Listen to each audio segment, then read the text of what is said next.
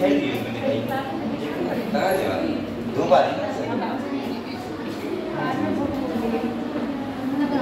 अभी और आ जाएगा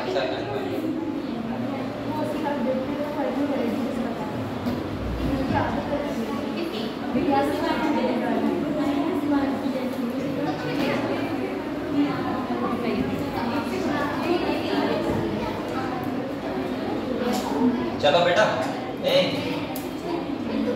अरे मैं भी खड़ा हूँ सामने अपनी अपनी बातों में लगे पड़े हो बातें मत करो हम लोग आज रिवीजन किसका करेंगे बताओ रिवीजन किसका होगा आज सेल साइकिल सर्जरी हो गया था ना ह्यूमन फिजियोलॉजी है तो आप लोग ह्यूमन फिजियोलॉजी निकालो फर्स्ट चैप्टर निकालो पहले क्या पढ़ेंगे breathing and exchange of gases मैं कोशिश करूंगा 2-3 चैप्टर आपको करवाऊंगा ठीक है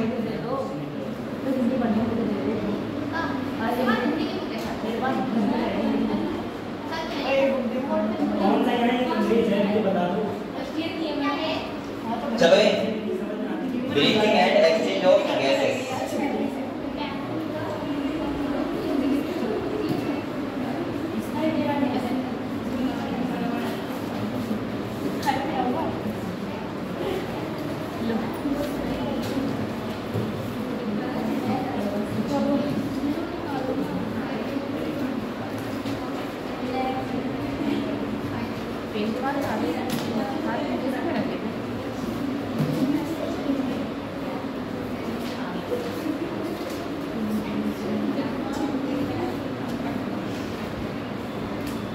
अब हम आपको बता रहे हैं इंपॉर्टेंट क्या है आपका पेपर आने वाला है जल्दी से तैयारी करते रहो ठीक है अच्छे से और जो भी आपको कमियां उनको दूर करो और पढ़ाई करते रहो बहुत मेहनत से ठीक है आप लोग पढ़ाई कर रहे हो बहुत मेहनत से तो आज हम लोग पढ़ेंगे breathing and exchange of gases पहले मुझे ये बताओ ब्रीथिंग का मतलब क्या होता है तो आपको पता है ब्रीथिंग का मतलब क्या होता है नहीं पता है तो पता है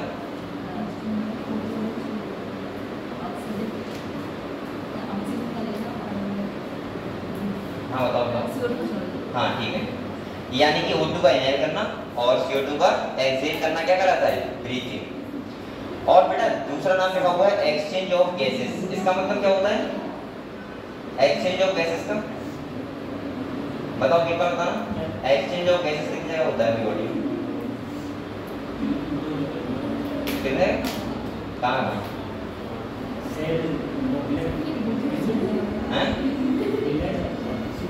हाँ और ठीक है देखो एक बात सुनो आप लोग मैं थोड़ा आपको समझा दे रहा हूँ उसके बाद हम लोग पढ़ेंगे ठीक है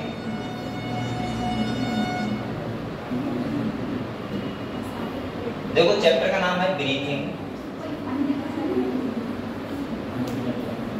एंड एक्सचेंज ऑफ गैसेस सबसे पहले मुझे ये बताओ यहाँ देखो आप लोग ये क्या है बेटा ये लंग्स है क्या है ये लंग्स हो गया और अगर दूसरा देखें तो यहाँ पे ये क्या है सेल है क्या है यहाँ पे ये सेल है ठीक है आपको क्या करना है ऑक्सीजन को लंग से सेल तक पहुंचानी है और सेल से CO2 को लेके आना हमें लंग तक लेके आनी है उसके बाद क्या करना है बाहर करना है तो ये काम कौन करता है ब्लड करता है कौन करता है ब्लड ये तो पता है हम लोगों को तो यहाँ पे मैं ऐसे बोल सकता हूँ देखो हमने ऑक्सीजन को लिया या देखो और CO2 क्या कर दिया छोड़ दिया यानी कि ये क्या है इधर एटमॉस्फेयर क्या है बेटा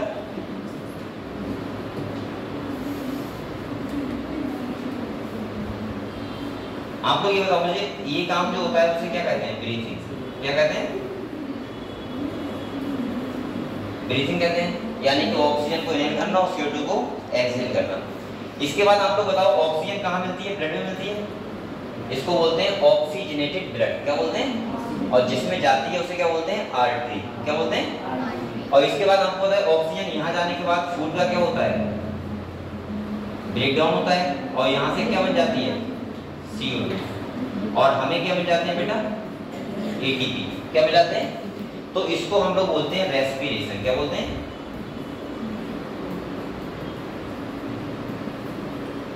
और आपको पता है CO2 वापस की जाती है किसके थ्रू ब्लड के थ्रू यानी कि मैं बोल दूंगा ट्रांसपोर्ट ऑफ O2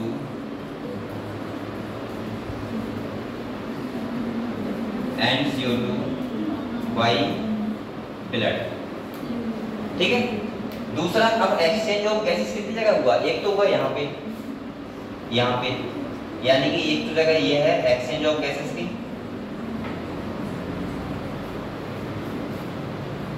सही है, बिटवीन किसके बीच? एल्वेलाई एंड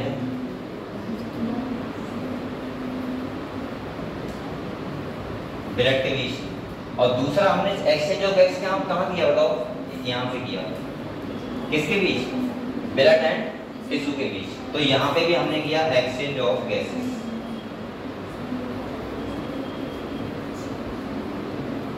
समझ गए? तो मैं ऐसे बोल सकता हूँ कि लंग्स में ऑक्सीजन का आना, CO2 का जाना क्या कहलाता है? ब्रीथिंग। एक्सचेंज ऑफ गैसेस का प्राइमरी साइड क्या है? एल्वेलाई टू ब्लड और blood to alveoli. Secondary side क्या है? ब्लड टू टिश्यू और tissue to blood. Transport gases का होता है किसके थ्रू? ब्लड के थ्रू। ये क्लियर है। और सेल के पास ऑक्सीजन जाके फूड का क्या होता है? ऑक्सीडेशन। और वहां हमें क्या मिलते हैं? ATP मिलते हैं, और वो होता है रेस्पिरेशन। ठीक है। ये हमें सब कुछ पढ़ना है इस चैप्टर में। रेस्पिरेशन तो नहीं पढ़ना है, लेकिन हमें ये पढ़ना है, ब्रीथिंग पढ़ना है, और दूसरा क्या पढ़ना है? एक्सचेंज ऑफ गैसेस पढ़ना है। ठीक है। ये बना हुआ होगा सबको, लिख रहे हैं? जल्दी लिखो।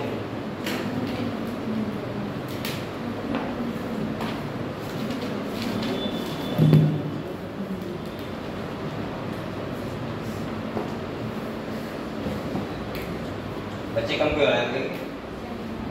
देखा ना क्या सब? क्यों बेटा? ये प्रियांश नहीं आती थी, कहाँ गई तुम? शादी में? इतने दिन शादी में आया जाता है? इतने दिन के लिए आया जाता है शादी में? पहले तो 3-4 दिन नहीं आई थी पहले तो, 5 दिन शादी में रहती और 3 दिन मतलब लगन वाले दिन से तो 3 दिन शादी कहाँ होती है भाई? जाने में दिन लग गया था। मैं तो थोड़ा लगन वाले दिन से बारात वापसी तक वहीं रहती होता नहीं है, लगन नहीं तो होता है। अब तो नहीं होता है, पहले होता है। अब भी होता है लेकिन कम लोग करवाते हैं ये सिस्टम।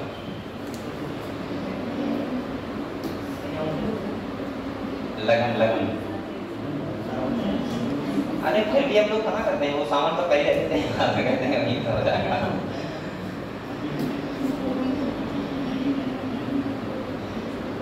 ये समझ में आपको बताओ? क्लियर हुआ? क्लियर हो गया? अब हम लोग पढ़ना है, इसके बाद हमें क्या पढ़ना है यहाँ पे? बेटा पहले ब्रीथिंग पढ़ना है। तो आप लोग बताओ, हमारे पास रेस्पिरेटरी ऑर्गन क्या है? लंग्स। ऐसे हर किसी के पास क्या क्या होता है? सबके पास अलग अलग होता है। जल्दी से किताब में देखो एक बार। अभी मैं पूछ रहा हूँ आप लोगों से, रेस्पिरेटरी ऑर्गन किसके पास क्या होते हैं? बेटा आप जल्दी से तैयार करो, बहुत टाइम नहीं है आपके पास, अगले संडे को पेपर है, समझ रहे हो?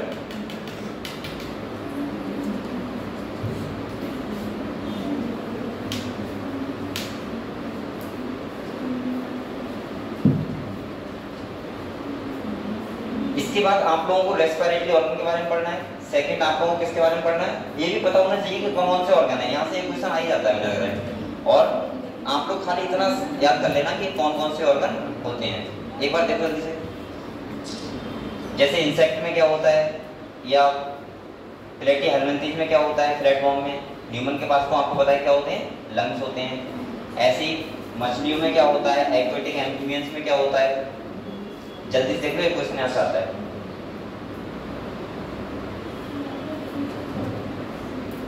ठीक है, चलो किताब पे आते हैं। बेटा यहाँ पे देखो, आप लोग रेस्पिरेटरी एक बार बताओ, अगर गिल्स के द्वारा हो रहा है तो उसको हम लोग क्या बोलते हैं? Bronchial respiration. क्या बोलते हैं? और अगर स्किन के द्वारा होता है तो क्या बोलते हैं? क्यूटेनियस। अरे लिखा तो है देखो, स्किन के, हाँ फ्रॉग में होता है, एम्फीबियस में क्यूटेनियस रेस्पिरेशन। और अगर ये बंद कर देना, अगर लंग्स के द्वारा होता है तो क्या बोलते हैं? Pulmonary respiration. क्लियर है इतना? ठीक है।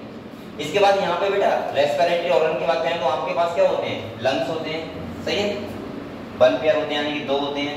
ट्रैकिया हमारी यहाँ से जाती है, ट्रैकिया के ओपनिंग क्या बोलते हैं, ग्लोटिस, क्या बोलते हैं, और ग्लोटिस कवरिंग क्या बोलते हैं, एपिग्लोटिस। ग्लोटिस के पास क्या होता है, साउंड बॉक्स, जहाँ से हम लोग की आवाज आती है, ठीक है।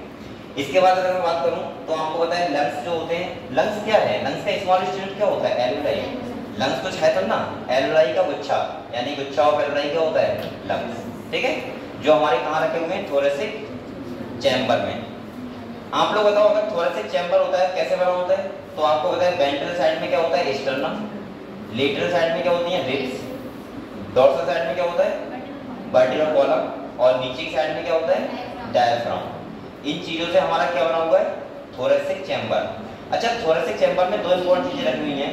पहला क्या रखा हुआ है बेटा, लंग्स, और दूसरा क्या है, हार्ट भी हमारा यही रखा हुआ है। सही, सबसे सेफेस्ट कवरिंग तो मैं बोलूंगा हमारी क्रेनियम है, ब्रेन वाली, लेकिन सेकंड सेफेस्ट कवरिंग जो होगी वो यही हो जाएगी, कौन सा, थोरेसिक चैम्बर। क्लियर है इतना, ठीक है। अब आती है आपकी बेटा स्टेप कौन सी है रेस्पिरेशन में। तो सबसे पहले हम क्या करेंगे, ऑक्सीजन को इनहेल करेंगे, CO2 को एक्सहेल करेंगे, पहला। दूसरा क्या होता है, गैसेस एक्सचेंज होता है between blood, alveoli to blood और ब्लड टू टिश्यू। इसके बाद तीसरा हम बात करें तो रेस्पिरेशन होता है, और उसके बाद CO2 को हम लोग क्या कर देते हैं, एक्सहेल आउट कर देते हैं, ठीक है, बॉडी से बाहर निकाल देते हैं। अगर हम मैकेनिज्म ऑफ ब्रीथिंग की बात करें तो आप लोग कैसे करते हो बताओ, इंस्पायरेशन कैसे होता है, एक होता है इंस्पायरेशन, एक होता है एक्सपायरेशन। इंस्पायरेशन का मतलब होता है एयर को अंदर ले जाना, और मैंने कहा था यहाँ पे होता है डिफ्यूजन। क्या होता है, पहले ये बताओ डिफ्यूजन का मतलब क्या होता है, सबको पता है, high pressure to low pressure. अब आप लोग बताओ हमारा हाई प्रेशर, आप लोग क्या सोचते हो कि हम लोग सांस लेते हैं तो ऐसे ले लेते हैं, ऐसे किया सांस ले ली छोड़ दी, ऐसा नहीं होता है। पहले हम थोरेसिक चैम्बर को इंक्रीज करते हैं, क्या करते हैं, जब हम इंस्पायरेशन करते हैं, एक एक्टिव प्रोसेस होती है, और यहाँ पे हम लोग क्या करते हैं, थोरेसिक चैम्बर को इंक्रीज। और जब थोरेसिक चैम्बर आप लोग इंक्रीज करते हो तो वॉल्यूम बढ़ जाता है, और वॉल्यूम बढ़ेगा तो प्रेशर क्या हो जाएगा, कम। कहाँ कितना कम हो जाएगा, एटमॉस्फेरिक प्रेशर से कम हो जाएगा अंदर का इंट्रापल्मोनरी प्रेशर, तो high pressure to low pressure inspiration हो जाता है। जब हम लोग एक्सपायरेशन करते हैं तो आप लोग बताओ क्या थोरेसिक चैम्बर का वॉल्यूम कम नहीं करते हैं, करके देखो, आप तो कर सकते हो तो कम करते हैं। और जब कम करते हैं, कभी ऐसा किसी ने किया कि थोरेसिक चैम्बर को इंक्रीज कर रहा है और एयर भी बाहर निकाल दी, कभी नहीं हो सकता ऐसा। जब आप एक्सपायरेशन करोगे तो हमेशा थोरेसिक चैम्बर क्या करोगे, कम ही करोगे, और जब हम वॉल्यूम कम करेंगे तो प्रेशर क्या हो जाएगा, बढ़ जाएगा, इंट्रापल्मोनरी प्रेशर क्या हो जाएगा, बढ़ जाएगा। और कितना बढ़ जाएगा, एटमॉस्फेरिक प्रेशर से, यानी कि अंदर का हाई और बाहर का लो, तो high pressure to low pressure, और एयर हमारी क्या निकल जाएगी, बाहर। समझ गए, ऐसे होता है हमारा इंस्पायरेशन और एक्सपायरेशन। मतलब इंस्पायरेशन में इंट्रापल्मोनरी प्रेशर कम होना चाहिए, और एक्सपायरेशन में इंट्रापल्मोनरी प्रेशर क्या होना चाहिए, ज्यादा। किससे, एटमॉस्फेरिक प्रेशर से। तो यहाँ पे यही सब लिखा हुआ है।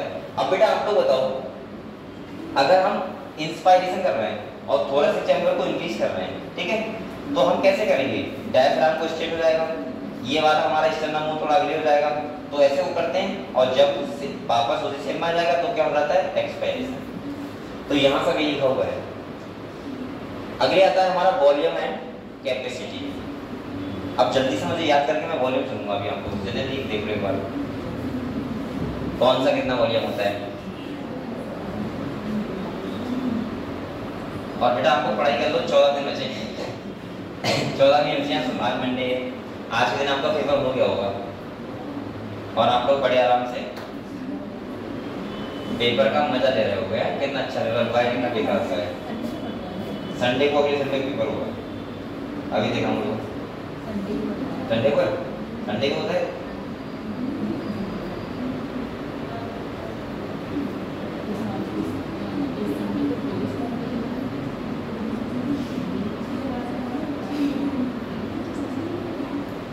तो अभी आपके पास बहुत ज्यादा टाइम नहीं है, जल्दी वॉल्यूम याद करोगे वाले, टाइडल वॉल्यूम, IRV, ERV और RV, रेजिडुअल वॉल्यूम।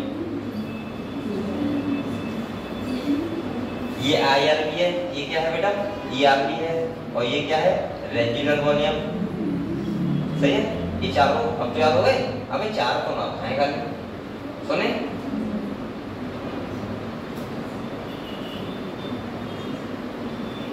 चलो आप दोनों बताओ, टाइटल वॉल्यूम होता है वो कितना होता है?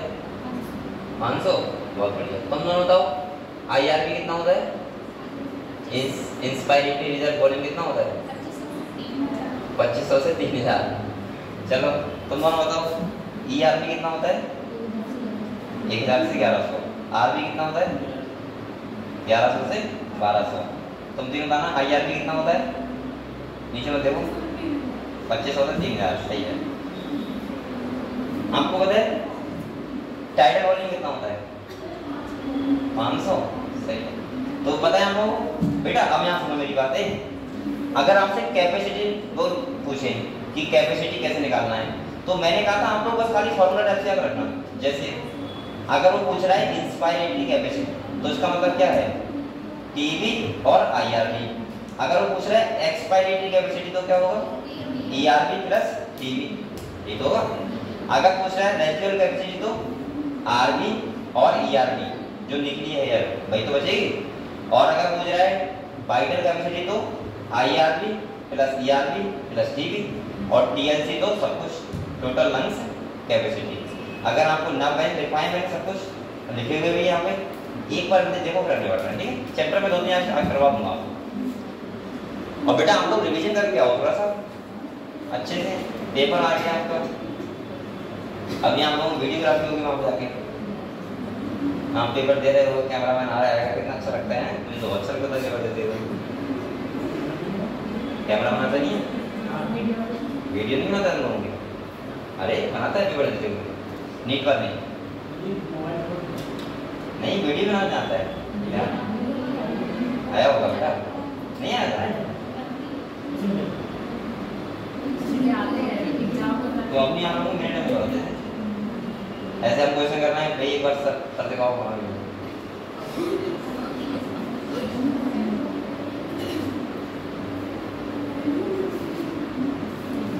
मुझे सबसे जो बेस्ट मोमेंट लगता है, मुझे लगता है पेपर देते हुए। आज तक इतने पेपर दिए, मुझे सबसे अच्छा लगता है बैठते हुए। और अभी भी लगता है, पता नहीं आप लोग डर लगता है कि पेपर है पेपर है, अच्छा लगता है ना? एक फील आता है डॉक्टर वाला कि नीट का पेपर देने आए, कितना अच्छा लगता है।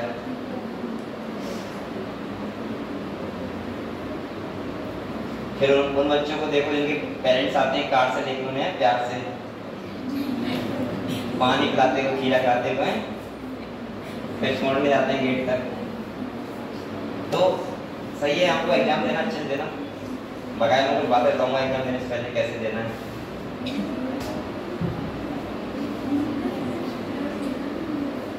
पढ़ लिए? ये पढ़ लिया बेटा? चलो, एक्सचेंज ऑफ गैसेस मैंने कहा था 2 जगह होता है।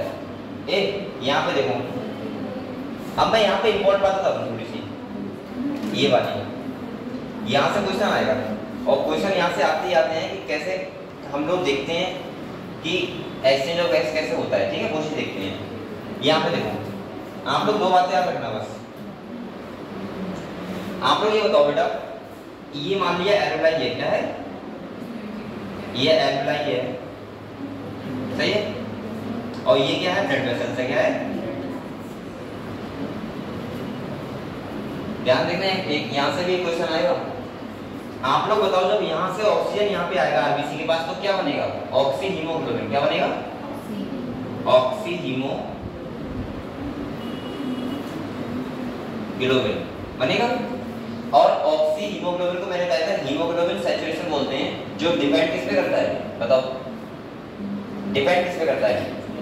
Haemoglobin saturation, partial pressure of oxygen. मैंने कहा था जितना पार्शियल प्रेशर ऑक्सीजन में ज्यादा होगा, उतना ही बेटा क्या होगा? हीमोग्लोबिन सैचुरेशन ज्यादा होगा। ये बताया था मैंने।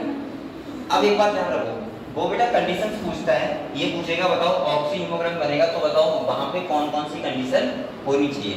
तो मैंने आप लोगों को बताया था, अगर ऑक्सी हीमोग्लोबिन बन रहा है तो वहां पे हमेशा पार्शियल प्रेशर ऑक्सीजन क्या हो? ज्यादा। ध्यान रखना, तभी तो बनेगा ऑक्सी हीमोग्लोबिन। और बकाया सब चीज क्या होंगे? कम। जैसे हाइड्रोजन कंसंट्रेशन क्या होना चाहिए? कम। टेम्परेचर क्या होना चाहिए? कम। और इसके बाद पार्शियल प्रेशर CO2 क्या होना चाहिए? कम। मतलब खाली ऑक्सीजन का पार्टिकल ज्यादा और बकाया सबका कम। ये कंडीशन कौन सी है? ऑक्सी हीमोग्लोबिन बनने की। चाहे लिख लो, यहाँ से भी वो एक क्वेश्चन करेगा, ध्यान रखना। अब सुनो, पहले सुन लो आप लोग। अब दूसरी जगह पे बेटा क्या होगा? डिसोसिएशन। तो वहां पे ऑक्सीजन का पार्टिकल कम और बकाया सब चीजें ज्यादा। सही है? तो लिख लो, एक अगर लिखो तो एक लाइन लिख लो ऐसे, पार्शियल प्रेशर O2 ज्यादा, हाइड्रोजन कंसंट्रेशन कम, टेम्परेचर कम और PCO2 क्या होगा? कम। सही है? और ये कंडीशन किसकी है? ऑक्सी हीमोग्लोबिन बनने की। चाहे लिख लो formation oxy haemoglobin, formation oxy haemoglobin.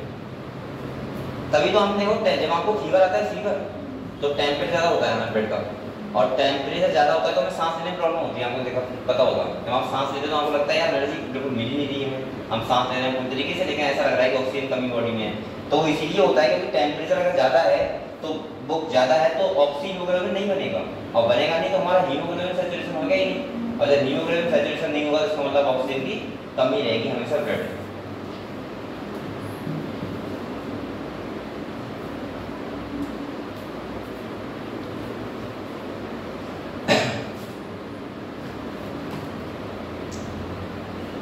पानी नहीं किसी पर ठंडा,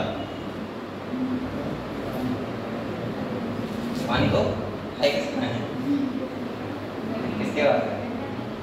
हाँ ठंडा है ना।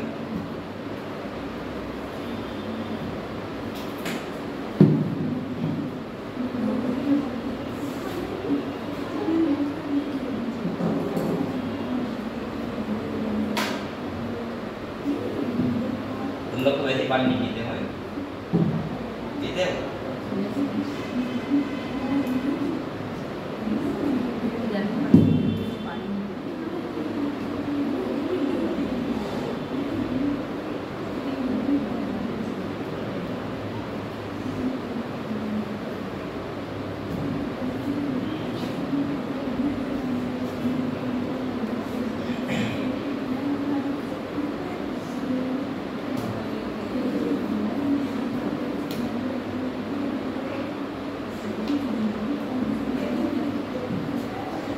लिख लिया बेटा? इसके बाद दूसरा देखो बेटा, तुम्हें लिखो जैसे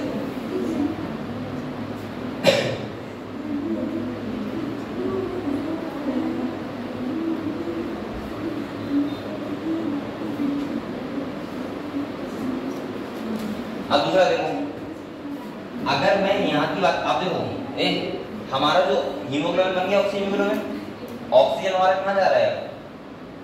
टिश्यू के पास, सारे सेल के पास जाएगा। अब हमें पास ऑक्सीजन छोड़ना भी तो है, तो मैं बोल सकता हूँ वहां पे होता है dissociation of haemo oxyhaemoglobin. ठीक है? तो यहाँ पे ऐसे बोल सकता हूँ कि जब ये ब्लड है और बेटा यहाँ से कहाँ जाएगा? ये क्या है? सेल है। क्या है? सेल। अब यहाँ पे मुझे क्या करना है? ऑक्सीजन छोड़ना है ना, क्या करना है? और यहाँ से ब्लड को क्या लेना है? CO2। क्या लेना है? CO2 ब्लड को लेना है। तो मैं ऐसे बोल सकता हूँ यहाँ पे होता है डिसोसिएशन ऑफ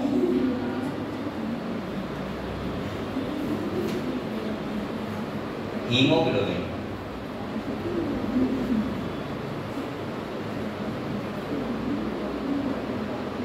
सही। अब यहाँ क्या होना चाहिए? जैसे देखो ये पार्शियल प्रेशर CO2 का क्या हो? ज्यादा, पार्शियल प्रेशर ऑक्सीजन का होगा कम।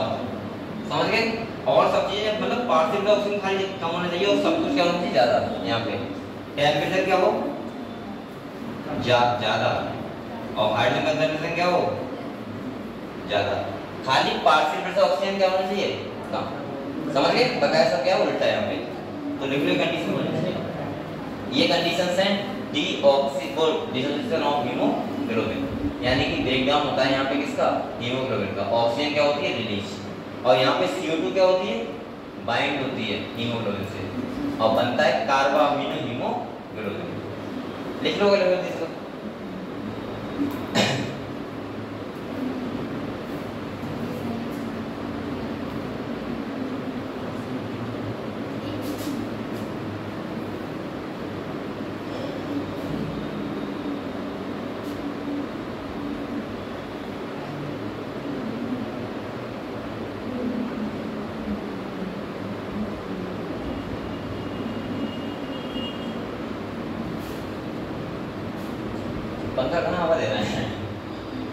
बात करिए हैं।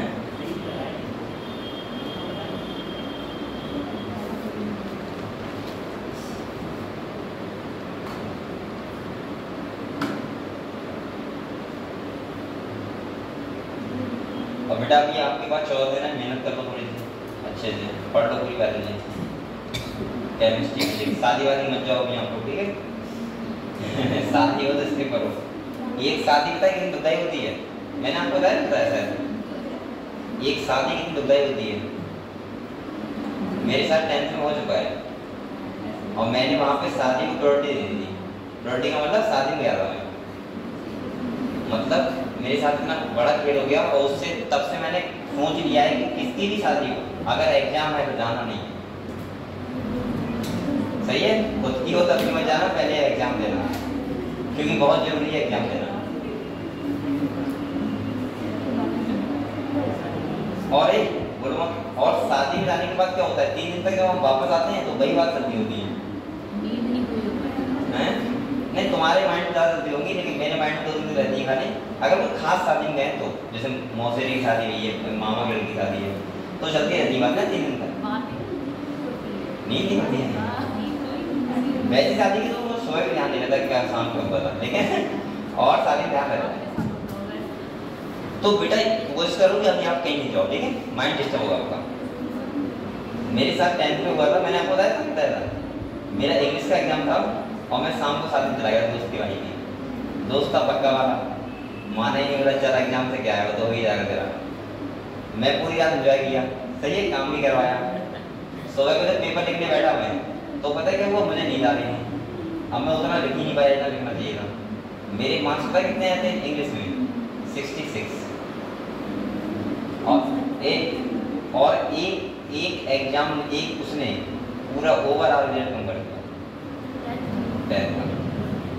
तो आप लोग कोशिश करना कि अभी आप लोग ये सब चीजें स्किप करो, खाली फोकस करो बस पढ़ाई में, ठीक है, खाली पढ़ाई बस।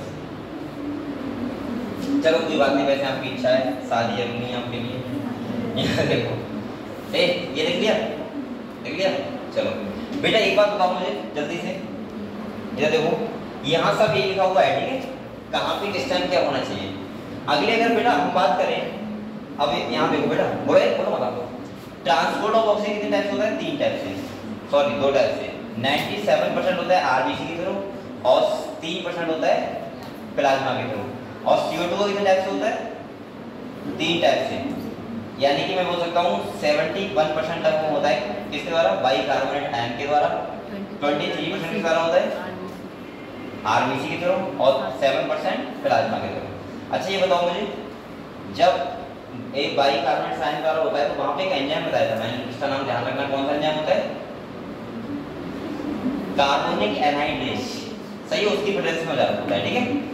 अच्छा CO2 से जब मिलता है हीमोग्लोबिन तो उसको क्या बनता है, वो कार्बा अमीनो हीमोग्लोबिन। और जब ऑक्सीजन से मिलता है हीमोग्लोबिन तो क्या बनाता है, ऑक्सी हीमोग्लोबिन। चलो ठीक है बेटा, इतना आपको पता है, बताओ। तो ये तुम्हारा पूरा पोर्शन क्लियर हो गया, बस यही तो है इस चैप्टर में, क्या है। सेकंड निकालें, प्लीज पढ़ लेना अपना, ठीक है, सेकंड निकालें। एक बार जल्दी से आप रिवाइज कर लो, कोई और पूछना है आपको बता दो। मैं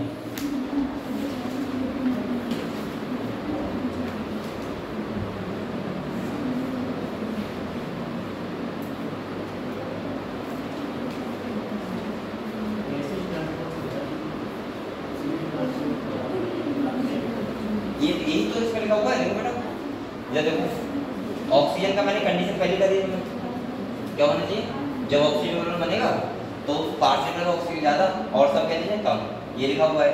दूसरा ध्यान रखना, partial pressure oxygen directly proportional होता है हीमोग्लोबिन सैचुरेशन, ठीक है, ये ध्यान रखना है, यही तो लिखा हुआ है। और जब, हाँ एक बात और ध्यान रखना, 100 ml ब्लड के साथ जो ऑक्सीजन टिश्यू दी जाती है कितना होता है, 5 ml, कितना होता है, 5 ml, ठीक है, बस ध्यान रखना है।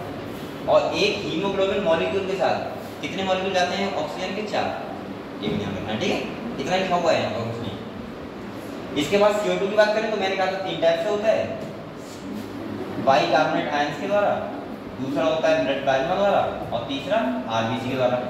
अगर आरबीसी के द्वारा हो रहा है तो उसको बोलते हैं कार्बा अमीनो हीमोग्लोबिन।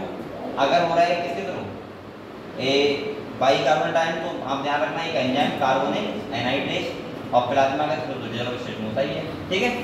CO2 की अगर हम बात करें सॉइल ब्लड में कितना आता है 4 ml, और अगर हम बात करें हाँ सही कितना ध्यान रखना बस हो गया, पढ़ लेते हैं।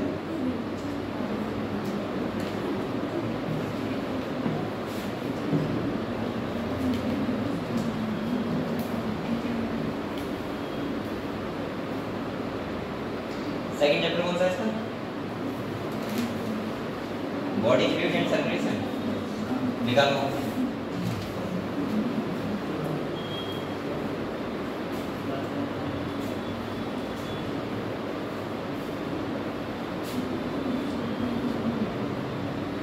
चलो ये बताओ मुझे, वो पढ़ लीजिए फिर अब इसका आ जाओ।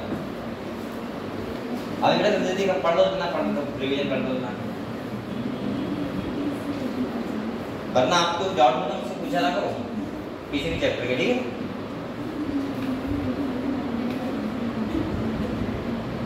कंटेस्टेंट कौन नहीं आया था यहाँ पे जो बैठे बच्चे, और कौन नहीं आया था? बस तुम ही नहीं आए थे, तुम साथी के साथ आज आई एग्जाम को, तो टेंशन नहीं आएगा।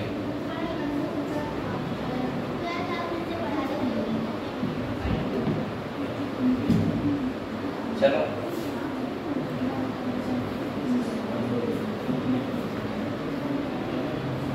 सही है, आपकी साथ फिर से पढ़ लेना, ठीक है। चलता ही रहेगा सिस्टम है, आपके बाद फिर से हम पूरी बात नहीं पढ़ाऊंगा ना, तक रह लो हैं। इस बार अब तुम्हारे ऊपर डिपेंड कर रहा है, मैंने तो फिर पूरा ही पढ़ाया है। अब आप लोगों को इसके हो गया तो मैं क्या करूँगा बताओ।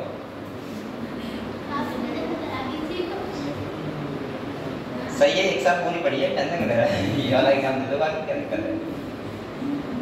एक साथ क्या यहाँ चलती रहेगी 2-3 साल, जब तक पढ़ो वाले तब पढ़ते रहना। मास्टर तो बन जाओगे अपने 2-3 साल में, तो बन जाए डॉक्टर बनो ना बनो।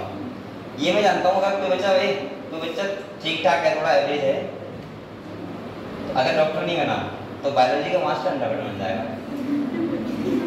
और आप लोगों को डॉक्टर मास्टर एक ही में कुछ दोनों में से एक ही चूज करना है, या तो मास्टर बनना है या फिर डॉक्टर बनना है।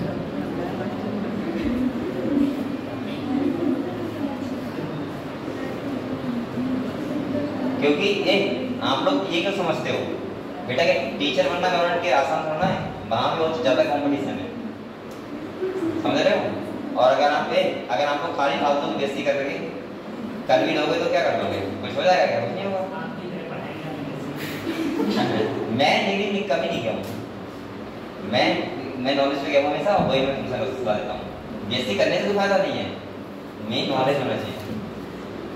आपको पता है आप लोगों को जब आप बेसिक के बाद जाओगे और जब आप कहीं टीचिंग भी जाओगे टीचिंग करने, तो आपको पता है उसमें 2 रास्ते होंगे। एक तो रास्ता वो होगा जिसमें आपको 5,000 रुपये पर मंथ मिलेगा, छोटे बच्चे को पढ़ाओ, समझ रहे हो। एक ऑप्शन होता है कि आपको अगर एजुकेट हो आप, मतलब एक हिसाब से आपके पास दिमाग है, नॉलेज है, तो आप बड़े टीचर हो सकते हो। तो इसीलिए पहले नॉलेज रिसीव करो, उसके बाद, ठीक है। और अभी आपको 3 साल तो तैयारी करनी ही चाहिए, अगर आपका नहीं हो रहा है तो, अगर कुछ भी बनना चाह रहा है तब भी 3 साल, ठीक है। और मैंने बोला था मैक्सिमम 3 साल देखा करो, उसके बाद अब दूसरा रास्ता चूज कर लो फिर, अगर 3 साल तक बात नहीं करनी, ठीक है। चलो अगले देखो पढ़ते हैं ये वाला चैप्टर। बेटा यहाँ पे हम लोग ये पढ़ेंगे कि आपकी बॉडी में सर्कुलेटरी सिस्टम का मतलब होता है परिवहन। पूरा बॉडी में आपको पता है ब्लड हमारा सर्कुलेट कर रहा है, तो पहला तो होता है ब्लड और दूसरा क्या होता है लिम्फ। क्या होता है आप लोग ये समझते हैं ब्लड और लिम्फ में डिफरेंस क्या होता है बताओ। ब्लड और लिम्फ में क्या डिफरेंस होता है? ब्लड से आरबीसी हाँ निकाल देंगे, और जो लगभग ब्लड का ही पार्ट होता है, तो ब्लड की तरह होता है लिम्फ। लेकिन हम लिम्फ को बोल सकते हैं कि जो आर्टरी और वेन्स होती हैं उनका फिल्ट्रेशन वाला पार्ट, फिल्टर किया हुआ पार्ट। भाई ब्लड से तो लिम्फ बढ़ रहा है, लिम्फ को नया सुना रहा है, मतलब देखो एक प्रेशर सिस्टोलिक प्रेशर होता है, उससे ब्लड जा रहा है।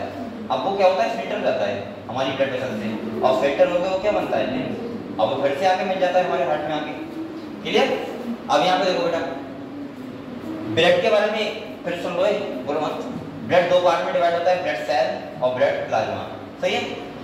जो ब्लड सेल होती है वो 3 टाइप की होती है, आरबीसी, डब्ल्यूबीसी और प्लेटलेट्स। प्लाज्मा जो होता है उसमें वाटर होता है 92%, प्रोटीन होती है 3 टाइप की बताऊंगा अभी। कौन कौन से बताओ अभी, चलते करते हुए चलो। प्रोटीन कौन सी होती है, एक होता है फाइब्रिनोजन, एक होती है ग्लोबुलिन्स और एक होती है एल्ब्यूमिन्स। 3 प्रोटीन होती हैं। इसके बाद हम बात करें तो सही है, आयंस होते हैं, कुछ क्लॉटिंग फैक्टर होते हैं, ये सब किसका पार्ट है, प्लाज्मा।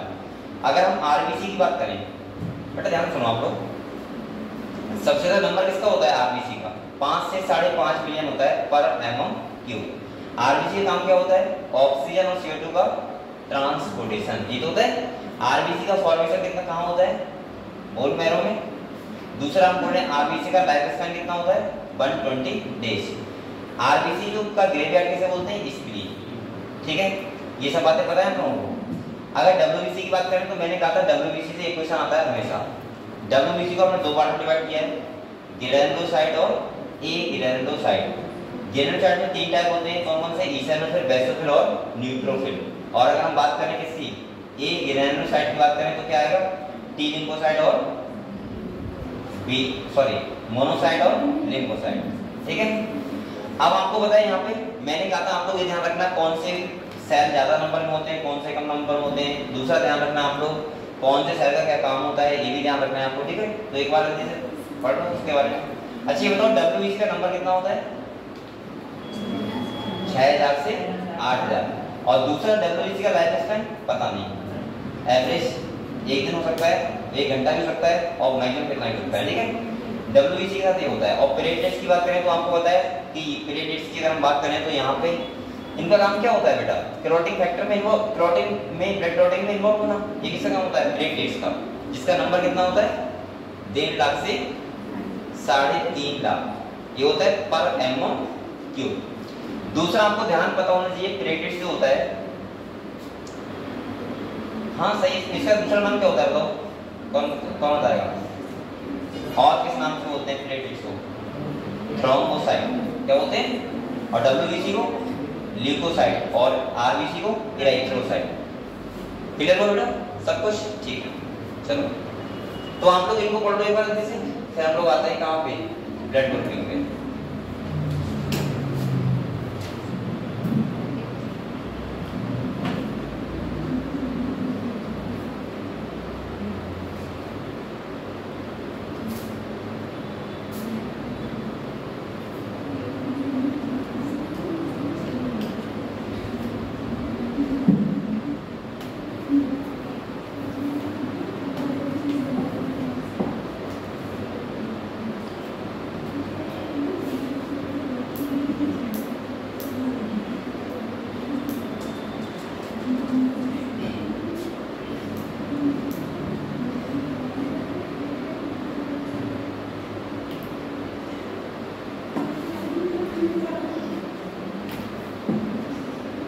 अरे पढ़ लो ही तो बातें कर रहे हो।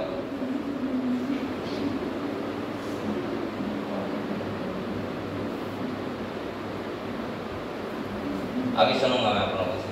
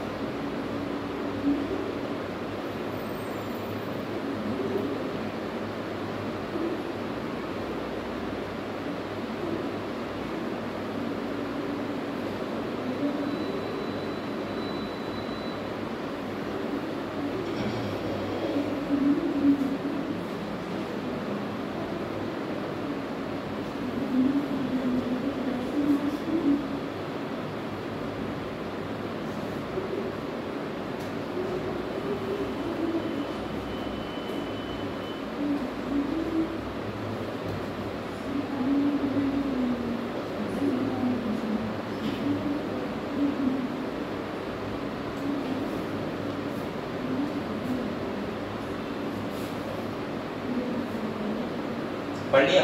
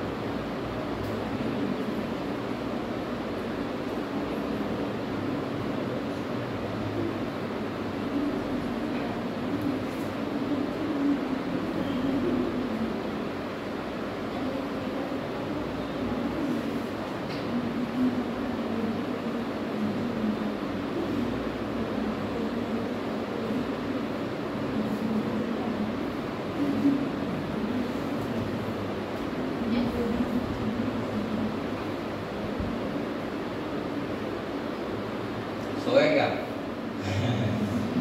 चलो बेटा अब आते हैं ब्लड ग्रुप। किससे आते हैं? Blood group. अच्छा ये बताओ ब्लड ग्रुप हम कैसे देखते हैं? तो हम लोग देखते हैं, वो देखते हैं एबीओ ग्रुप में। कौन देखते हैं? एबीओ ग्रुप में। एबीओ का मतलब ये होता है कि या तो ब्लड ग्रुप ए होगा या बी होगा या एबी या फिर ओ। हम लोग कैसे पता लगाते हैं कि हमारा ब्लड ग्रुप कौन सा है? आप सबको पता है कौन कौन सा है? सबको पता है? चलो ये पूछना होगा। इसके बाद सुनो ए, तो यहाँ पे जो हमारी आरबीसी की मेम्ब्रेन होती है उस पे एक एंटीजन होता है, सही है? एंटीजन होते हैं दो टाइप के, एक एंटीजन ए और एक एंटीजन बी। अगर एंटीजन ए प्रेजेंट है तो ब्लड कौन सा हो? ए। अगर बी प्रेजेंट है तो ब्लड ग्रुप बी। अगर दोनों प्रेजेंट तो ए बी और दोनों एब्सेंट तो ओ, सही है? इसके बाद अगर हम बात करें, अगर एंटीजन ए होगा तो एंटीबॉडी को क्या होगा? बी। अगर एंटीजन बी होगा तो एंटीबॉडी क्या होगा? ए। अगर एंटीजन दोनों है तो एंटीबॉडी दोनों एब्सेंट, और अगर एंटीबॉडी दोनों नहीं है तो एंटीजन दोनों प्रेजेंट। समझ गए? अब किसी का मान लिया बी ब्लड ग्रुप है तो इसका मतलब क्या होगा? उसकी एंटीजन क्या होगी? बी, आरबीसी की सरफेस पे, और उसके ब्लड में एंटीबॉडी कौन सी होगी? ए। अगर किसी का ए बी है तो एंटीजन दोनों होंगे लेकिन उसमें एंटीबॉडी नहीं होगी। समझ गए? एंटीबॉडी एंटीजन समझते हो? एंटीजन के अगेंस्ट क्या बनती है? एंटीबॉडी बनती है। अगर सेम हुई तो वो क्या कर देंगे? खत्म कर देंगे एंटीजन को। तभी तो आपने देखा कि सेम ब्लड ग्रुप भी रहते हैं, एक दूसरे को दूसरा हम नहीं दे सकते एक दूसरे को, ठीक है? अब आपको पता है अगर ओ ब्लड ग्रुप है तो उसका मतलब वो क्या होता है? यूनिवर्सल डोनर, सबको दे सकता है ब्लड। और अगर ए बी है तो यूनिवर्सल एक्सेप्टर, बकाया ए वाला ए से और बी वाला बी से। लेकिन ए बी होगा तो यूनिवर्सल एक्सेप्टर। अब बताओ किसका कौन सा है? तुम्हारा कौन सा है? पता नहीं? अरे ब्लड ग्रुप नहीं बताता इधर तुम बताओ तुम्हारा कौन सा है? बी क्वेश्चन तुम्हारा? हाँ तुम टेस्ट नहीं करवाए तो बताता है ये तुक्का लगा रहा है। तुम्हारा कौन सा है? B positive. तुम्हारा यही है, वो ऐसी करने वाली है, पता है। बी पॉजिटिव तुम्हारा कौन सा है?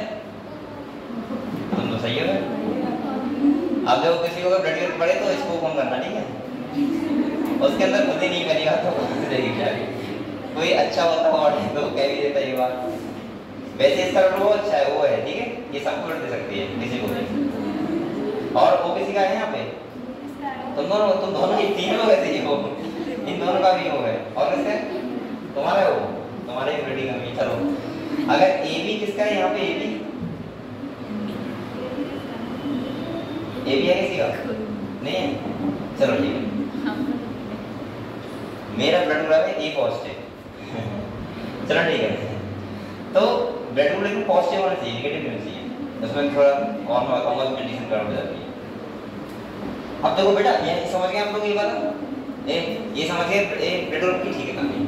अब आता है आरएच ग्रुप, क्या आती है?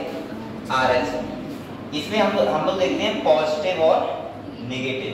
बेसिकली 80% लोगों का कैसा होता है? पॉजिटिव होता है, और 20% लोगों का नेगेटिव। अगर पॉजिटिव है तो एक अलग से एक एंटीजन होता है, इसका नाम होता है आरएच एंटीजन। क्या होता है? RH antigen. अगर वो है तो पॉजिटिव, और वो नहीं है तो, आप एक बताओ, जैसे किसी का ए पॉजिटिव है तो इसका मतलब ये होगा कि एंटीजन कौन सा होगा? ए, और साथ में क्या होगा? आरएच एंटीजन भी, मतलब एंटीजन भी होगा प्रेजेंट आरएच एंटीजन, और साथ में एंटीजन ए भी होगा, इसीलिए उसका ब्लड कैसा है? एक पॉजिटिव। समझ गए? अब यहाँ पे केस लिखा हुआ है, अगर किसी का पॉजिटिव है और एक का दूसरे पर्सन क्या है? नेगेटिव, तो वहां पे थोड़ी प्रॉब्लम आती है बच्चों के साथ।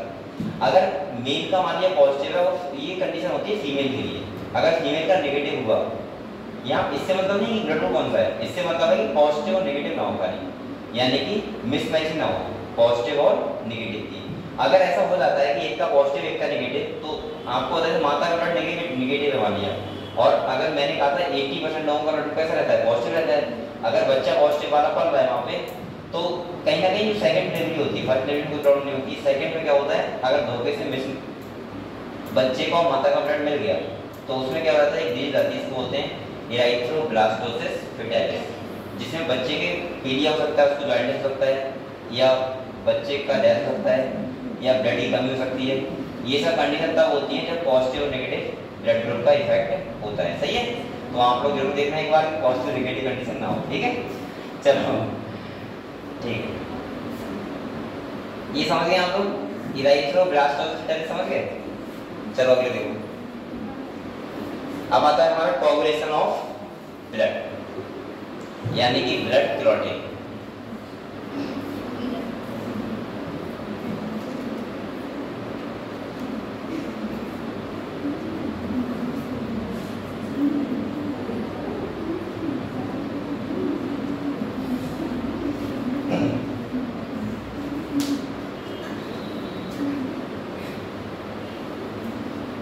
लेकिन अगर किसी की एक ऐसी कंडीशन है तो उसको अवॉइड कर सकते हैं। जैसे मैंने दो तीन किस बताए थे, क्या बताए थे? पहले बताया था कि बच्चे का गैप 3 साल का होना चाहिए, तब सही रहेगा, मतलब 2 बच्चों के बीच गैप कितना हो?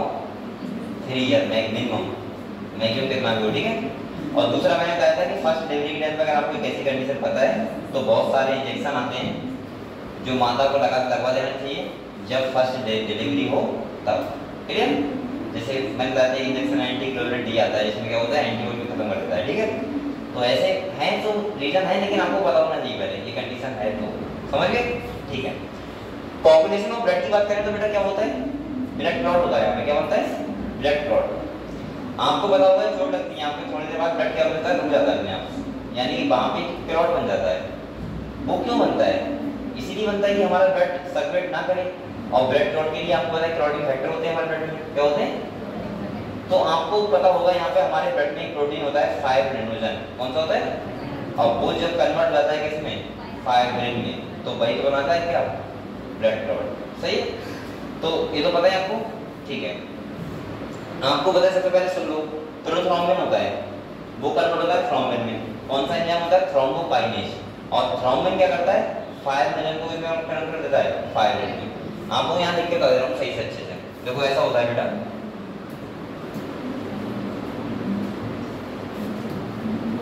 यहाँ जो प्रोथ्रोम्बिन होता है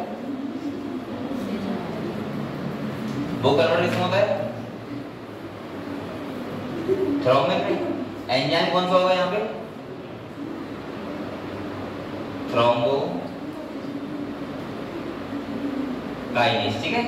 और ये थ्रोम्बिन क्या करता है? फाइब्रिनोजन को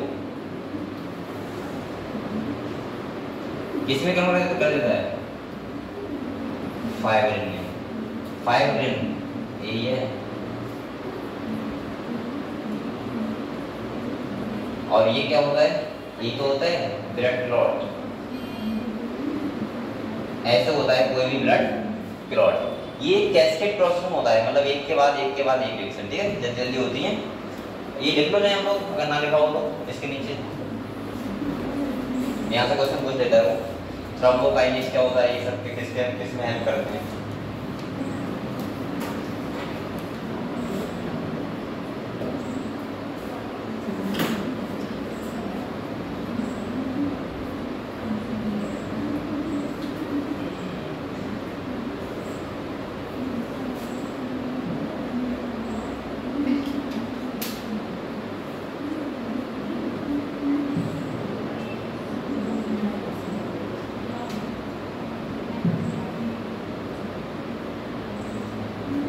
ये पूरा मत पढ़ो, ये खाली लिख लो बस, इसमें और कुछ नहीं इसके अलावा।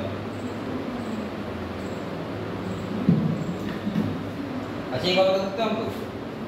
ये बताओ मुझे, ब्लड क्लॉटिंग में कौन सा विटामिन इन्वॉल्व होता है, बताओ, बता सकता है? अच्छा कौन सा? नहीं ये नहीं, के तो बोला है, के भी नहीं होता है।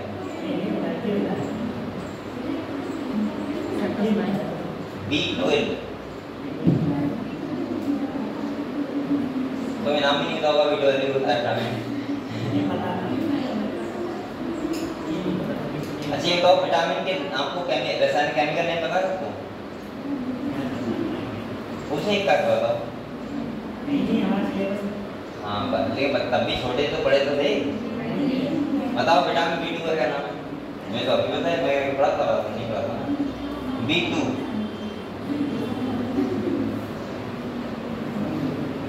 बताओ, किसी पता है? तो मैं ये तक नहीं बताऊँ विटामिन B2 होता नहीं है, तो मैं कैसे ये बताए? चलो सही है। मेरी इस टाइम में ट्रिक थी एक,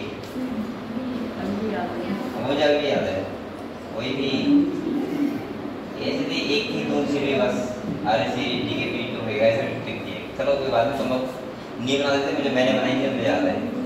अगले आता है, ठीक है, ये लिम्फ के बारे में जानते हो, बताया था मैंने क्या करता है। अब आते हैं सर्कुलेटरी पाथवे, मैं से एक्सप्लेन कर रहा हूँ, ठीक है। ये बताओ सर्कुलेटरी पाथवे तीन टाइप से वर्क करते हैं, तीन टाइप के होते हैं। पहला होता है कंप्लीट सर्कुलेशन, दूसरा होता है इनकम्प्लीट, और तीसरा होता है सिंगल सर्कुलेशन। एक तो होगा सिंगल सर्कुलेशन, एक होगा इनकम्प्लीट डबल सर्कुलेशन, और एक होगा कंप्लीट डबल सर्कुलेशन, ठीक है। सबसे पहले सुनो, सिंगल सर्कुलेशन का मतलब होता है जब हमारे ब्लड हार्ट में एक बार जाता है खाली, तो उसको क्या बोलते हैं? Single circulation. जब दो बार तो जाता है लेकिन वेंट्रिकल वहां पे कितना होता है? एक, और ब्लड क्या जाता है? मिक्स, तो उसको बोलते हैं इनकम्प्लीट डबल सर्कुलेशन। और जब हमारा ब्लड सेपरेट तरीके से दो बार जाता है तो क्या बोलते हैं? Complete double circulation. अब अगर मैं बात करूं कहां पे कितना क्या होता है, देखो सबसे पहले आपको पता होगा जो सिंगल सर्कुलेशन होता है वो किसमें होता है? तो फिशेस, मछलियों में। इनकम्प्लीट डबल सर्कुलेशन किसमें होता है? एम्फीबियंस और रेप्टाइल्स में। और डबल सर्कुलेशन किसमें होता है? मैमल्स, जिसके पास 4 चैम्बर हार्ट होता है। मतलब ऐसे ध्यान रखो, सुनो, जिसके पास 2 चैम्बर हार्ट तो सिंगल, जिसके पास 3 चैम्बर तो इनकम्प्लीट डबल सर्कुलेशन, और जिसके पास 4 चैम्बर वो कंप्लीट डबल, ठीक है। चलो ये क्लियर है बेटा आपको? चलो इसके बाद बात करते हैं किसकी? हार्ट की बात करो, सही है, बड़ा से एकदम।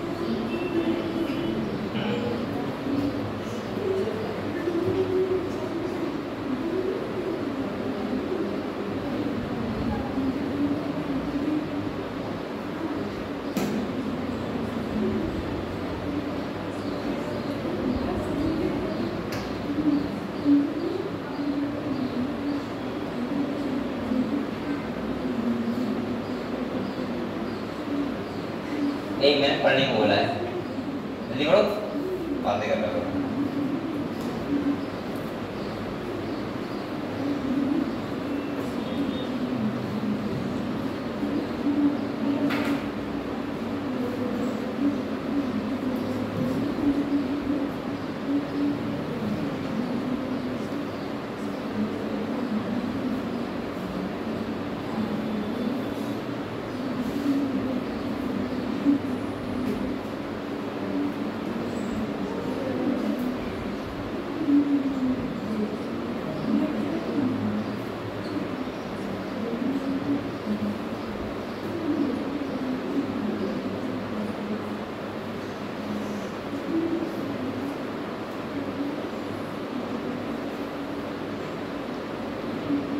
बेटा लाइन टू लाइन में पढ़ा करो, जल्दी जल्दी मेन टॉपिक पढ़ लिया करो, ठीक है।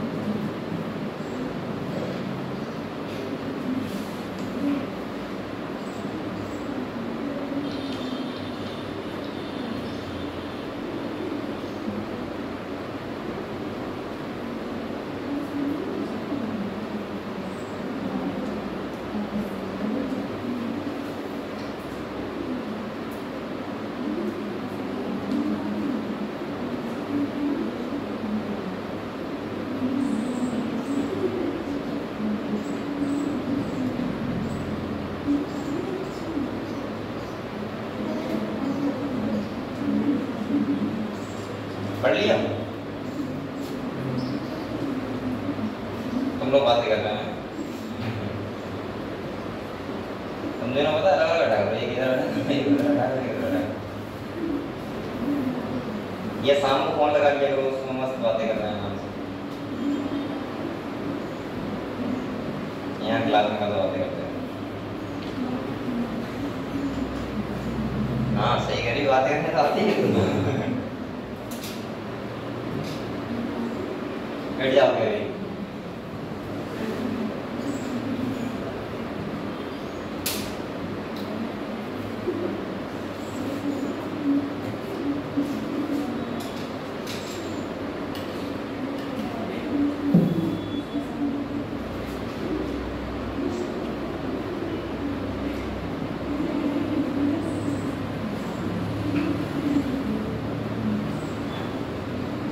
आज तुम्हारे कॉलेज में गए थे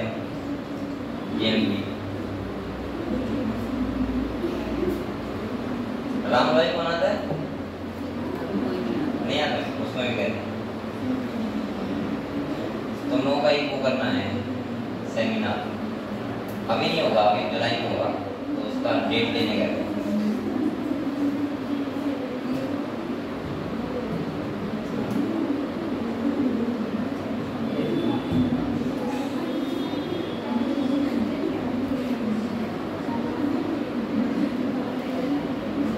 चलो बेटा ये पढ़नी है आप लोगों ने। अब आप लोग बताओ, अगर हम हार्ट की बात करें तो आपको पता है 4 चैम्बर होता है हमारा हार्ट। कितने चैम्बर होते हैं?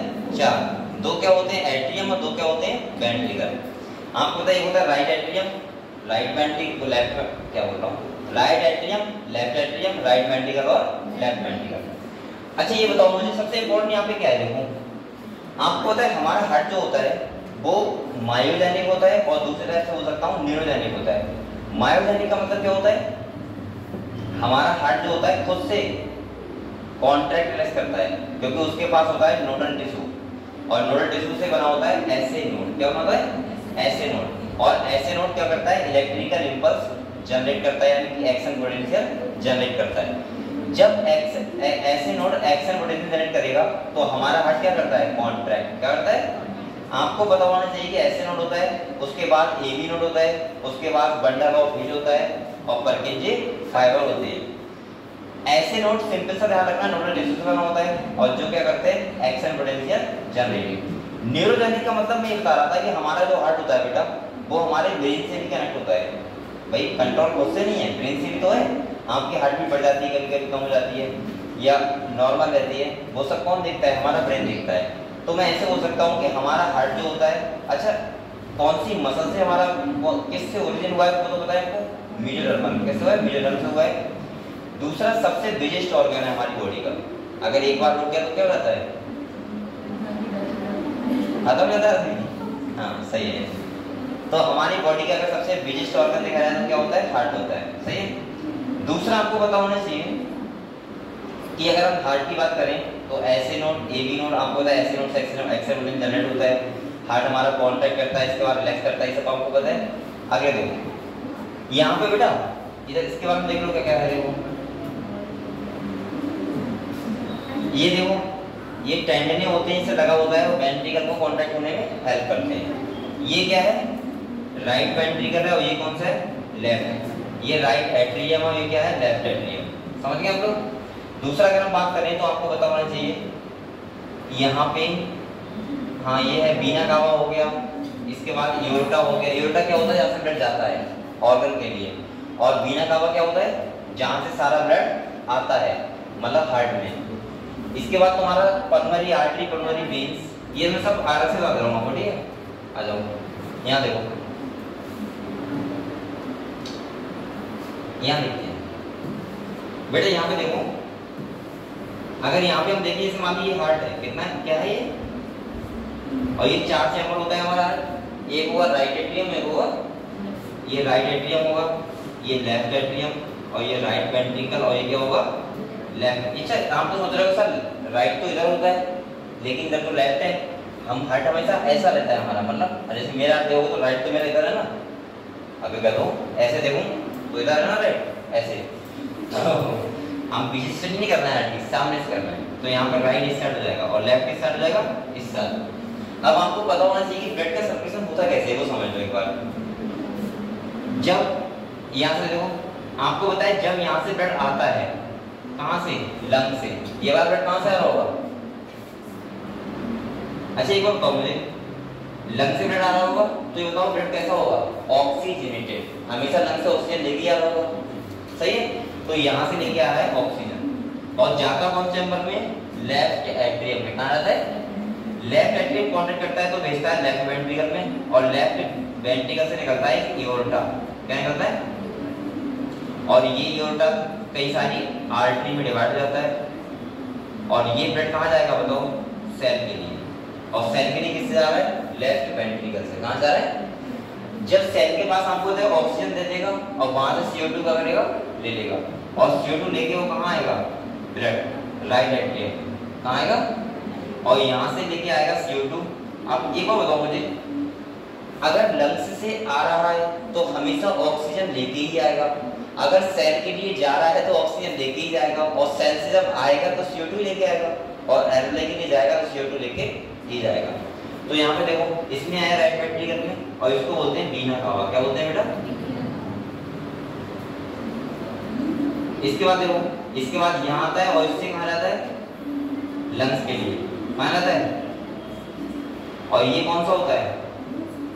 CO2 वाला। अब यहाँ पे इसको बोलते हैं आर्टरी, इसको बोलते हैं वेन्स। क्या बोलते हैं बेटा? लेकिन यहाँ उल्टा होता है, इसको बोलते हैं पल्मोनरी वेन और इसको बोलते हैं पल्मोनरी आर्टरी। ये तुम्हारा हार्ट का थोड़ा सा खेल है जो आपको पता होना चाहिए। सही है। कौन से चैम्बर में हमारा ब्लड आ रहा है, कौन से चैम्बर से जा रहा है, कौन से चैम्बर में सेल से ब्लड आ रहा है और कौन से चैम्बर से जा रहा है लंग्स के लिए। तो ये सब बातें आप लोगों को पता होनी चाहिए। ठीक है। बकाया हार्ट के बारे में आप क्या बताऊँ? बताओ जब पढ़ लो एक बार ऐसे जल्दी से।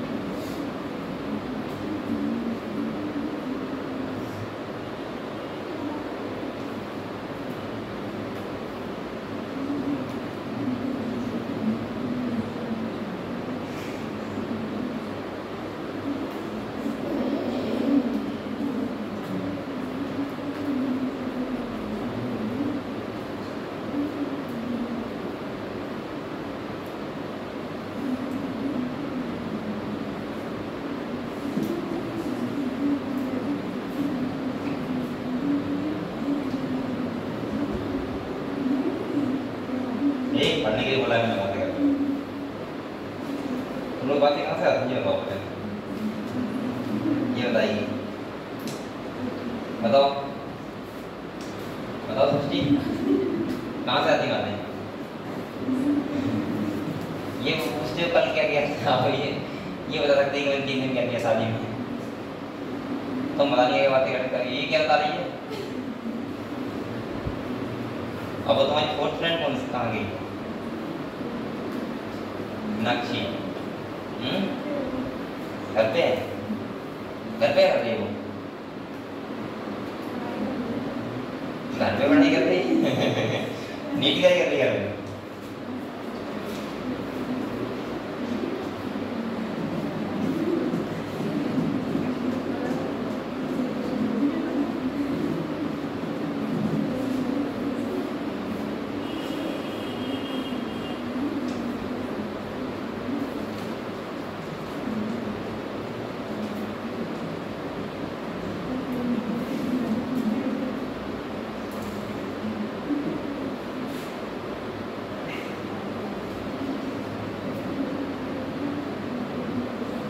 पढ़ लिया? चलो क्वेश्चन पूछते हैं आपसे, पूछें? बताओ पीछे से जाओ, पीछे तुम्हारा नाम क्या है? भूल जाता। हाँ ये बताओ, लंग से जो ब्लड आता है वो हार्ट के कौन से नंबर में आता है?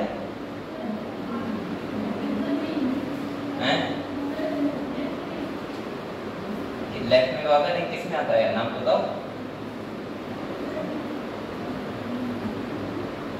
ये क्या लिखा हुआ है यहाँ पे? LA लिखा हुआ है, पूरा नाम नहीं लिखा हुआ है, वरना तो पढ़ लीजिएगा। डायफ्रैक्ट्रियम, सही है? चलो हटा दूंगा ये, वरना तुम इधर ही देख के बता दोगे। चलो अब बताओ, पहले हमसे बताओ, ये बताओ हार्ट से जो हमारे सेल से ब्लड आता है हार्ट में, वो कौन से में आता है? राइट एट्रियम में। हाँ ठीक है, ठीक है। तुम बताओ, जो लंग्स को ब्लड जाता है, लंग्स के लिए CO2 लेके, वो हार्ट के कौन से चैम्बर से आता है? Right ventricle. हाँ ठीक है। चलो तुम बताओ, ये बताओ लंग्स से ब्लड आता है उसको क्या बोलते हैं? जिससे आता है वेसल्स का नाम बताओ, क्या बोलते हैं? लंग्स से ब्लड आता है, लंग्स से ब्लड आता है तो उस वेसल्स को हम क्या बोलते हैं? आर्टरी, वेन या पल्मोनरी आर्टरी या पल्मोनरी वेन? ऑप्शन है पल्मोनरी वेन्स। ठीक, तो मतलब मैंने कहा था देखो एज ना रखना आपको, बेटा देखो मैंने बोला था, सुनो मैं बता दे रहा हूँ, आप लोग ये ध्यान रखना, या तो ऐसे ध्यान रखो कि हार्ट से अगर ब्लड दूर जा रहा है तो वो हमेशा आर्टरी होगी, और हार्ट के पास आ रहा है तो क्या होगी? हमेशा वेन होगी। जैसे देखो हार्ट से दूर जा रहा था तो उसको क्या बोल दिया हमने? आर्टरी, और आ रहा था तो वेन, चाहे पल्मोनरी हो कोई सी हो। वैसे जैसे ध्यान रखो कि ऑक्सीजन वाला ब्लड आर्टरी में और CO2 वाला वेन्स में, खाली उतना उल्टा होता है जहाँ पे लंग्स के लिए आता है, लंग्स से आता है। वहाँ एक्सेप्शन है, पल्मोनरी आर्टरी में होगा CO2 वाला और पल्मोनरी वेन में होगा ऑक्सीजन वाला। ऐसे ध्यान रखो, सही है? कैसे भी आपको याद रख सकते। चलो अगले दो। तो ये सब लिखा हुआ था। अब आता है हमारा कार्डियक साइकिल। क्या आता है? Cardiac cycle. आप लोग ये बताओ, कार्डियक साइकिल का मतलब समझते हैं ना आप लोग? जो हमारा हार्ट बीट होता है क्या वो ऐसा होता है? ठीक ठीक, ऐसा नहीं होता है ना? नहीं होता, ऐसे नहीं होता है कि एक बार में कॉन्ट्रैक्ट एक बार में ऐसे नहीं होता है। हमारे हार्ट का हर चैम्बर, अरे आप लोग सुना नहीं कि हार्ट नहीं सुना है? ओ लगा के स्टेथोस्कोप, एक बार सुन के देखना, सही है? आपको बड़े आराम से सुनाई देगी। उसमें आवाज ऐसे आती है टिक टिक टिक टिक ऐसे करके, सही है? हाँ, इसका मतलब होता है लब डब, ठीक है? उसका आवाज को बोलते हैं लब वाला नहीं है, समझ रहे हो? LUBB वाला लगा है यहाँ पे, ठीक है? LOBE वाला नहीं है। यहाँ देखो दूसरा सुनो, अब इसका क्या होता है कि ये आवाज जो है कार्डियक साइकिल का मतलब होता है कि हम हार्ट के चारों चैम्बर अलग अलग टाइम पे कॉन्ट्रैक्ट करते हैं और अलग अलग टाइम पे रिलैक्स करते हैं। इसी को हम लोग बोलते हैं, जो लगातार साइकिल चलता है उसको बोलते हैं कार्डियक साइकिल। मैंने आप लोगों को हर किसी का टाइम लिखवाया हुआ है। जैसे मैंने कहा था एट्रियम कॉन्ट्रैक्शन को बताओ कितना टाइम लगता है? 0.1 सेकंड कितना लगता है देखो है लिखा हुआ। और वेंट्रिकुलर कॉन्ट्रैक्शन कितना लगता है 0.3 वेंट्रिकुलर को सही है नहीं वो सही बता दिए 0.4 होगा 4 अरे 0.3 सही बता रही हूँ सही तो है। इसके बाद एट्रियम रिलैक्सेशन कितना लगता है 0.7 वो अरे मैं क्या कर रहा हूँ भाई हाँ 0.7 सही तो है। और इधर कितना लगता है 0.5 यानी कि टोटल जो टाइम पीरियड होता है देखो बेटा इधर देखो आप लोग यहाँ देखो ये गोल्डन लगे फिर से आप लोग बताओ जो पूरा एक बार का साइकिल होता है वो कितना टाइम होता है 0.8 सेकंड में कितना होता है यानी कि एक कार्डियक साइकिल होता है दो होता है 0.8 सेकंड सही है। ये कैसे आया आपको पता है 72 बार हमारा हार्ट बीट करता है एक मिनट में तो आप लोग क्या करोगे 60 बाई 72 बाई 60 कर दो और जो आएगा वो कितना आएगा 0.8 सेकंड ठीक है इतना आ गया। तो आप लोग बताओ कार्डियक साइकिल अब ये हर किसी चैम्बर का अलग अलग हम टोटल चैम्बर का टाइम पीरियड देखें तो वो आता है 1.6 सेकंड कितना आता है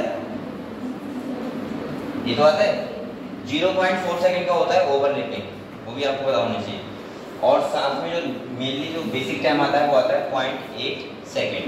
अच्छा यहाँ से कुछ चाहिए बताओ मुझे अगर मैं पूछूं आप लोगों से ट्राइकस्पिड वॉल्व कहाँ होते हैं तो बताओ तो कहाँ होते हैं बताओ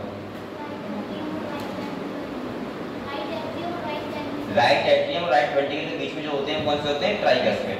बाइकस्पिड कहाँ पे होते हैं और लेफ्ट वेंट्रिकल ठीक है। और इसके बाद सेमील्यूनर कहाँ होते हैं सेमील्यूनर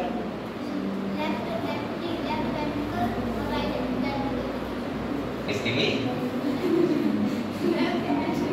लेफ्ट वेंट्रिकल और राइट वेंट्रिकल के बीच मैं ऐसे बोल सकता हूँ कि बाइकस्पिड को हम बोलते हैं सेमील्यूनर बॉल क्लियर ऐसे बोल दो बाइकस्पिड को ही बोलते हैं सेमील्यूनर बॉल ठीक है। चलो क्लियर है तो बेटा इधर देखो आप लोग ये समझ सकते हो ना देखो ये कह रहा है 0.8 सेकंड होता है। अच्छा यहाँ से क्वेश्चन आता है ये बताओ स्ट्रोक वॉल्यूम कितना होता है स्ट्रोक वॉल्यूम 70 ml कितना होता है। और इसके बाद कार्डियक आउटपुट हम निकालते हैं तो कैसे निकालते हैं पर मिनट का यानी कि स्ट्रोक वॉल्यूम इनटू 1 मिनट से कर दो तो 72 बार इनटू नहीं 75 होता है ये 70 होता है सही उसको करोगे तो एक कार्डियक आउटपुट कितना आएगा पर मिनट 5400 ml कितना आएगा 5400 ml ठीक है। और इतना ही हमारे पास ब्लड होता है। ये कह रहा है कि अच्छा ये बताओ ये जो हार्ट साउंड आता है हार्ट साउंड आता है वो क्या वो कब आता है क्यों आता है हार्ट साउंड हमारा आवाज क्यों आती है नहीं वो तो करता है लेकिन आवाज वो होती किसकी है जो डिग्री आती है सर बॉल ओपनिंग नहीं क्लोजिंग ऑफ बॉल जब बॉल बंद होते हैं तो वो आवाज आती है ठीक है जो आती है वो कब आती है क्लोजिंग ऑफ बॉल ठीक है। ईसीजी क्या होता है बेटा बताओ तो देखो एक बार जल्दी से इलेक्ट्रोकार्डियोग्राम आपने देखा है मशीन होता है चलता होता है हॉस्पिटल में एक्चुअली जो होता है वो बेटा ऐसा होता है लेकिन आपने देखा कुछ आशिक लोग होते हैं जो विदाउट बायोलॉजी वाले होते हैं ये आशिक लोग होते हैं या आशिक लोग तो हर कोई हो सकता है उसमें क्या प्रॉब्लम तो वो कैसे बनवा देते हैं और लिखवा लेते हैं माँ ऐसा होता नहीं है वो एक नंबर के छपरी वाले होते हैं जो लिखवाते हैं यहाँ पे लिखवा लेंगे माँ से कभी नहीं मिले अच्छे से बात कभी ना भी हो लेकिन लिखवा लेते हैं ना लेकिन वो नहीं होता है एक्चुअली में अगर कहीं बनवाओ तो ऐसे बनवाना ये नहीं होता ये होता है एक्चुअली में और रियल में जो होता है वो ऐसे होता है ये होता है ये दिखाता है 1 हार्ट बीट क्या दिखाता है 1 हार्ट बीट ठीक है। चलो तो ईसीजी के बारे में क्या बताऊँ आपको बताओ किसी का बना हुआ तो नहीं यहाँ पे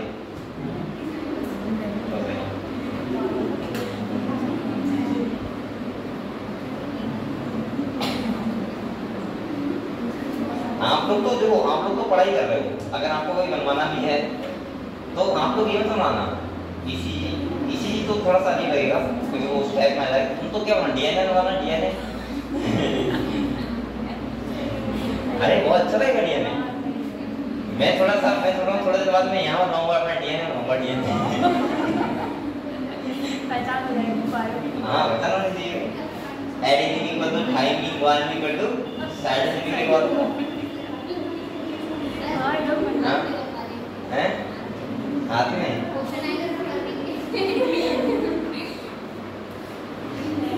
सही कह रहे हो।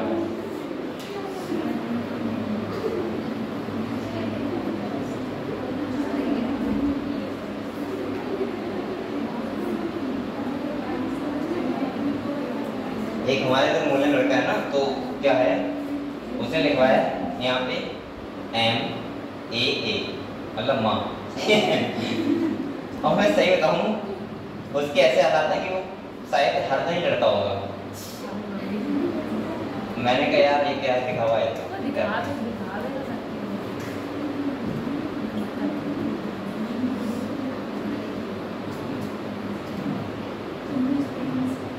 हाँ क्या माँ किस पे मैं हाँ उसने माँ लिखा हुआ है लेकिन कभी वो ऐसा नहीं करता है कि इतना प्यार करता हूँ।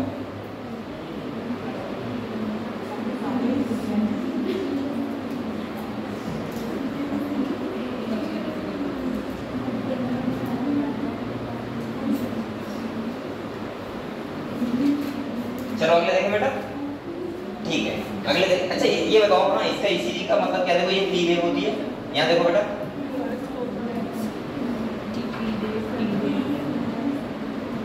ये वाली कौन सी वेव है? P wave. कौन सी है? और ये कौन सा है? QRS कॉम्प्लेक्स मिला के बोलते हैं QRS कॉम्प्लेक्स इसको।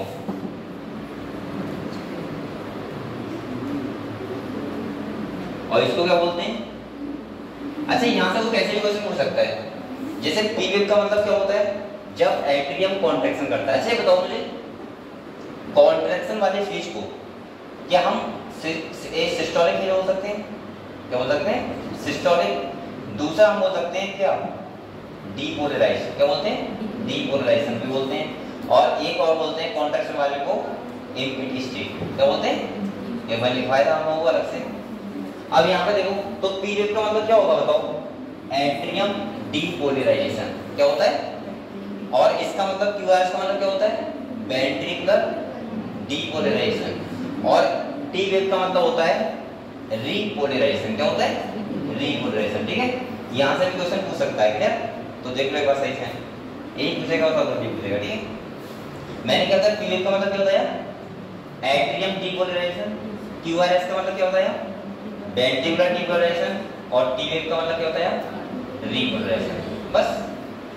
अच्छा ये इधर देखो ये ऐसे करके बनता क्यों है? क्योंकि बेटा जब हमारा हार्ट तो होता है वो जब एक्शन पोटेंशियल जनरेट करता है तो ऐसा बन ही जाएगा। अब आपको एक बात बताओ मुझे ये देखो आप लोग ये बताओ इससे हमें क्या शो होता है? ऐसे होता है कि ये चल रहा है जिंदगी चल रही तो ठीक है उसके बाद चल रही लाइफ अगर जैसे सीधी हो गई तो क्या हो जाएगा? डर जाएगा। ऐसे मानते हो? सब बात सही है। अगर ये सीधा हो जाएगा मान लिया तो इसका मतलब यह है कि अब तुम्हारा एट्रियम और वेंट्रिकुलर कॉन्ट्रैक्शन नहीं कर रहा है और नहीं कर रहा है तो इसका मतलब हार्ट क्या हो गया? स्टॉप हो गया। ऐसा समझ में? डॉक्टर लगा क्यों रखते हैं हमेशा?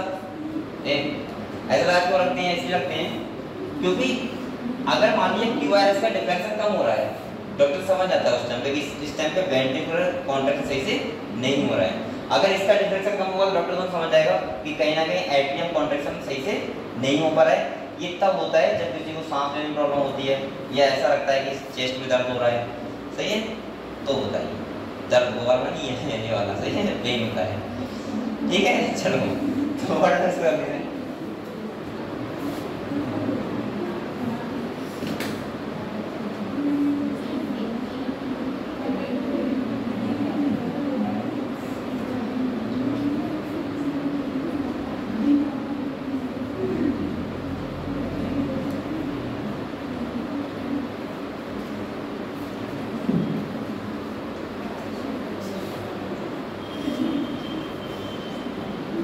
ईसीजी हो गया। इसके बाद रेगुलेशन होगा और तुम्हारा लास्ट में क्या है? ये तो समझ सकते हो आप लोग। मैं बताया था आपको अभी कि यहाँ देखो लंग से ब्लड आ रहा है हार्ट में, हार्ट से कहाँ जा रहा है टिश्यू के लिए, टिश्यू कहाँ आ रहा है हार्ट के लिए, हार्ट से कहाँ जा रहा है लंग्स के लिए। इसी को हम लोग बोलते हैं आर्टरी और वेन्स। पल्मोनरी आर्टरी ये है, पल्मोनरी वेन्स ये है, वैसे आर्टरी ये है, वैसे वेन क्या है ये। अच्छा एक बताओ मुझे, अगर मैं आर्टरी और वेन्स में आप लोगों को डिफरेंस पूछूं तो आप बता दोगे? बताओ आर्टरी और वेन्स में डिफरेंस।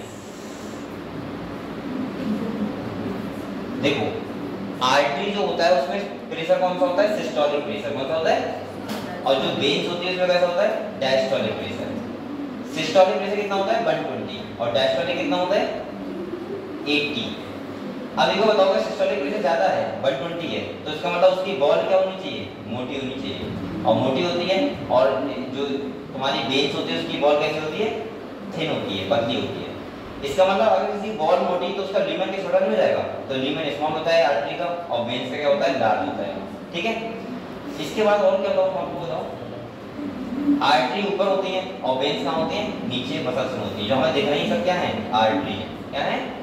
तो पढ़ लो इस चैप्टर को, चलो पढ़ो धीरे धीरे।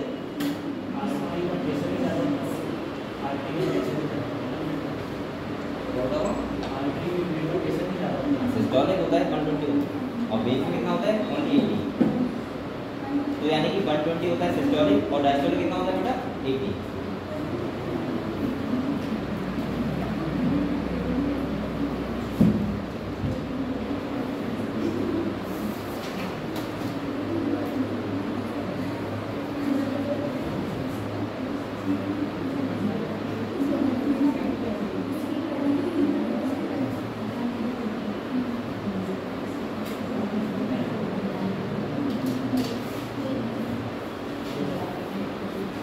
जल्दी पढ़ो बेटा, 2 चैप्टर कम कर लो।